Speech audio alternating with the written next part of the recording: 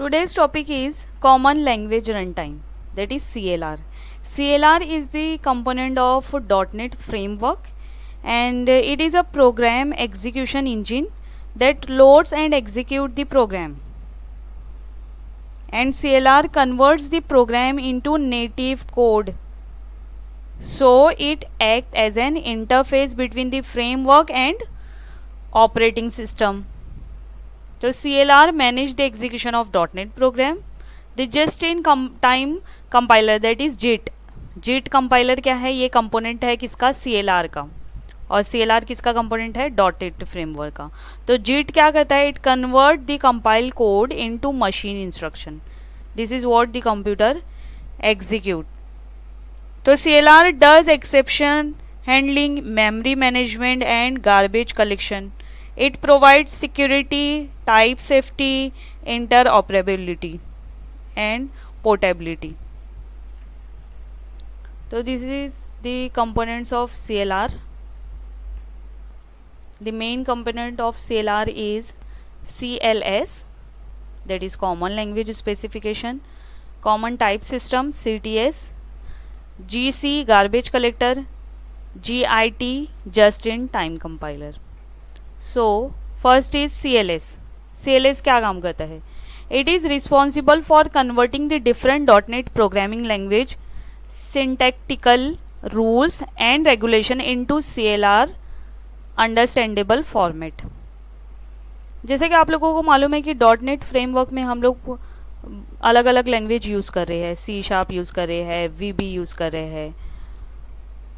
तो CLS क्या करता है? It convert the different programming language into CLR. एक कॉमन फॉर्मेट में क्या करता है? सबको कन्वर्ट करता है. इसीलिए हम लोग क्या बोलते हैं कि CLR क्या प्रोवाइड करता है? Language interoperability. Okay, it means to provide the execution support to other programming language also in .NET framework. तो CLS का काम क्या है? कौन सा मेन ऑब्जेक्टिव प्रोवाइड करना? Interoperability. Second is CTS, that is common type system. Every programming language has its own data type. तो अपने माइंड में पहले ये एक चीज़ ध्यान में रख लो कि हम लोग .NET फ्रेमवर्क यूज़ कर रहे हैं और we can use different programming language. तो अब अलग अलग लैंग्वेज यूज़ कर रहे हैं तो सबका डेटा टाइप क्या होगा? डेटा टाइप का जो जैसे साइज़ हो गई और उसका स्ट्रक्चर हो गया, सब प्रोग्रामिंग लैंग्वेज में अलग अलग होगा. तो CTS क्या करता है? It is responsible for understanding all the data type system of .NET programming and converting them into CLR. एक फॉर्मेट में क्या करेगा? कन्वर्ट करेगा डेटा टाइप से रिगार्डिंग. ये किसका काम है? CTS का. इसीलिए इसका नाम क्या है? Common type system. जितने भी डेटा टाइप है, जैसे अभी C# में डेटा टाइप का स्ट्रक्चर साइज अलग है, VB में अलग है, तो क्या करेगा? दोनों को एक कॉमन में कन्वर्ट करेगा. Next is garbage collector. It is use to provide the automatic memory management feature. .NET framework क्या करता है? ऑटोमेटिक मेमोरी मैनेजमेंट करता है. तो ये कौन किससे करता है? गार्बेज कलेक्टर कंपोनेंट्स की वजह से ये सब होता है. If there was no garbage collector, programmer would have to write the memory management code which will be a kind of overhead on programmers. अगर गार्बेज कलेक्टर नहीं हो तो .NET में हम लोग को एक और कोड लिखना पड़ेगा कि मेमोरी मैनेज हो. तो लेकिन यहाँ पे क्या है? .NET फ्रेमवर्क में हम लोगों के पास यहाँ पे गार्बेज कलेक्टर कंपोनेंट है जो मेमोरी मैनेजमेंट फीचर प्रोवाइड करता है.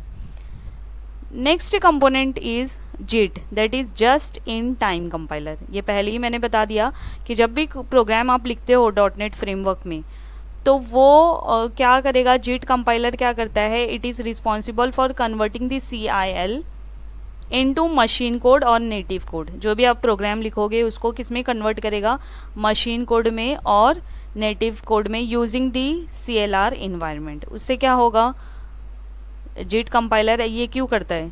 क्योंकि जैसे कि मैंने पहले ही आपको बताया कि हम लोग different programming language .NET framework में यूज़ कर रहे हैं.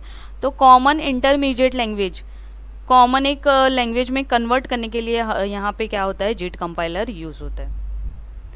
These are the benefit of CLR. यहाँ पे जो मैंने बोल्ड में लिखा है ना, वो अगर सिर्फ देख लोगे तो इतना हम लोगों को रीड करने का ज़रूरत नहीं रहेगा, वही याद रखो। सबसे पहले क्या है, performance. It improve the performance. कैसे? By providing a rich interact between program at run time. एक परफॉर्मेंस प्रोवाइड करता है, ये बेनिफिट है CLR का। सेकेंड है पोर्टेबिलिटी।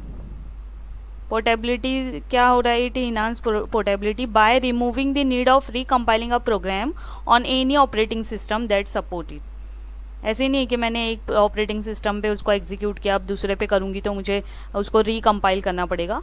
इसीलिए यहाँ पे बेनिफिट क्या लिखा है कि पोर्टेबिलिटी प्रोवाइड करता है। सिक्योरिटी प्रोवाइड करता है, क्योंकि यहाँ पे क्या कर रहा है, इंटरमीडिएट लैंग्वेज में ही कन्वर्ट कर रहे हैं ना, सब जितने भी कोड है सबको किस में कन्वर्ट कर रहे हैं, इंटरमीडिएट लैंग्वेज में कन्वर्ट कर रहे हैं।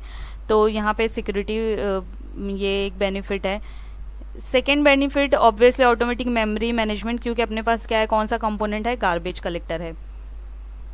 Next benefit is cross language integration. ये किससे हो गया हम लोगों का, CTS से, that is common type system, है ना। डेटा टाइप जो मैंने बताया आपको कि डेटा टाइप का साइज, स्ट्रक्चर सबका अलग अलग है, तो एक कॉमन टाइप में सबको क्या करेगा, कन्वर्ट करेगा। तो उससे हम लोग को कौन सा बेनिफिट मिल रहा है, cross language integration. Next is it provide language obviously platform and architecture independence. अब हम लोग डिपेंड नहीं है कि मैं C# यूज़ करूँ, VB ही यूज़ करूँ, हम लोग कोई सा भी लैंग्वेज यूज़ कर सकते हैं, इंडिपेंडेंसी है यहाँ पे। It allow easy creation of scalable and multi threaded application. तो ये एक और बेनिफिट है क्या, कि हम लोग क्रिएट कर सकते हैं कौन सा एप्लीकेशन, मल्टी थ्रेडेड एप्लीकेशन। तो ये था हम लोगों का बेनिफिट ऑफ CLR। तो ये तो बेनिफिट था।